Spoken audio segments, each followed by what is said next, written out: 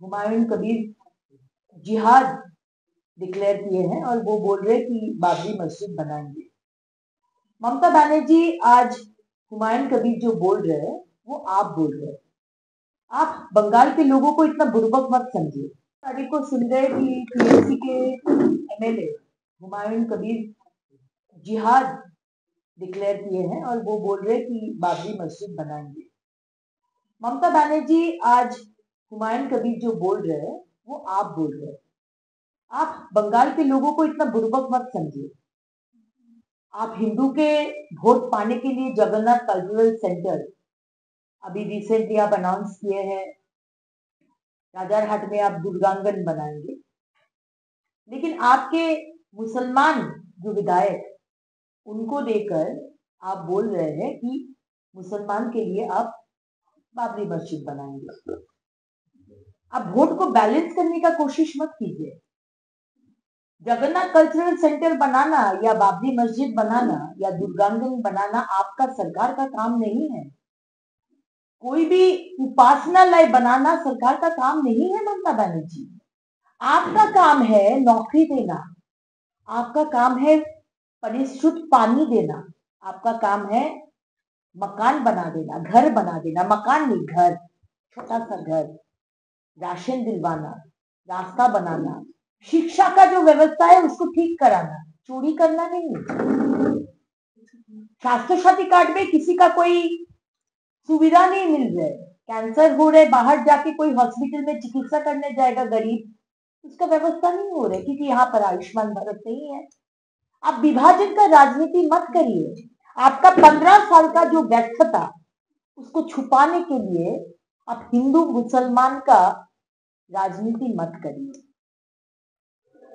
आपका क्या स्टैंड है, आपका सरकार का क्या स्टैंड है, ये मुसलमान जो विधायक जो बोल रहे हैं 6 दिसंबर बहुत महत्वपूर्ण है और उसी दिन बाबरी मस्जिद होगा, इसको लेकर आपका क्या स्टैंड है हम लोग जानना चाहते हैं। बंगाल के लोगों को अभी पता चल गया है, हम लोग को डिविसिव पॉलिटिक्स नहीं चाहिए, हम लोग को धर्म के ऊपर पॉलिटिक्स राजनीति नहीं चाहिए, हम लोग को मोदी सरकार जैसा डेवलपमेंट पॉलिटिक्स चाहिए, इंक्लूसिव पॉलिटिक्स चाहिए। सब धर्म का लोग को एक साथ लाके डेवलपमेंट होगा, उन्नयन होगा, वैसा पॉलिटिक्स चाहिए। जवाब बंगाल के लोग आपको 2026 का इलेक्शन में जरूर देगा। আজকে আমি যখন কাজে বেরিয়েছি, আমাদের হটন রোড আসানসোল বাজারের মুখে যে হটন রোড, যে মেন হটন রোডের মুখ, যেখান থেকে মানুষ মেন যে হাসপাতাল, সরকারি হাসপাতাল আমাদের, সেই হাসপাতালে যাওয়ার one of the main road, bus স্ট্যান্ডে নেমে লোকে সেই হাসপাতালে যায়, সেই হাসপাতাল যাওয়ার সেই মেন রাস্তার মুখে, হটন রোডের মুখে প্রায় 50টি অটো তারা দাঁড়িয়ে সেখানে প্যাসেঞ্জার তুলছে। এবং এটা আজকের ব্যাপার নয়, এটা রোজকার রোজ ব্যাপার। এই যে লেন যেটা হসপিটালের দিকে যাবে সেটা কমপ্লিটলি জ্যাম, অ্যাম্বুলেন্স দাঁড়িয়ে রয়েছে, সাইরেন বাজাচ্ছে, মানুষজন দাঁড়িয়ে রয়েছে, কিন্তু জমিদার বাবুরা, লাট সাহেব, সব অটোওয়ালা ড্রাইভার, তারা সব দাঁড়িয়ে থেকে তারা সব প্যাসেঞ্জার তুলছে। ওটা তো প্যাসেঞ্জার তোলার জায়গা নয়। মুখ্যমন্ত্রী মমতা বন্দ্যোপাধ্যায়, আপনি পুলিশকে বলেননি যে প্রত্যেকটা জায়গা থেকে টাকা তুলে, ঘুষ তুলে মানুষের অসুবিধা করা, যেটা আপনাদের ধর্ম, এখানে আসানসোলেও সেটা হচ্ছে। আপনার দলের বিধান উপাধ্যায় মানে আমাদের মেয়র, তিনি কিন্তু ব্যবস্থা করতে চেয়েছিলেন, দুপাশে যে ইলিগাল হকার বসে রয়েছে তাদেরকে তুলে অন্য জায়গায় রিলোকেট করার কথা বলেছিলেন, কিন্তু আপনার মন্ত্রী মলয় ঘটক তার পছন্দ হলো না।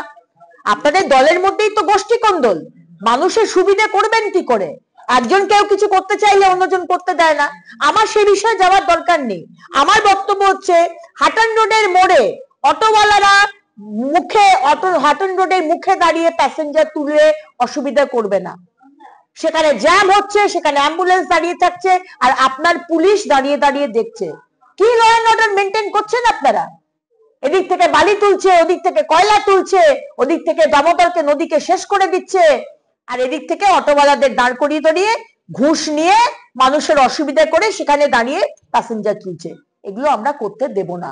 1 ঘন্টা সময় দিয়ে এসেছি, আমি আবার ওই রাস্তা দিয়ে যাব।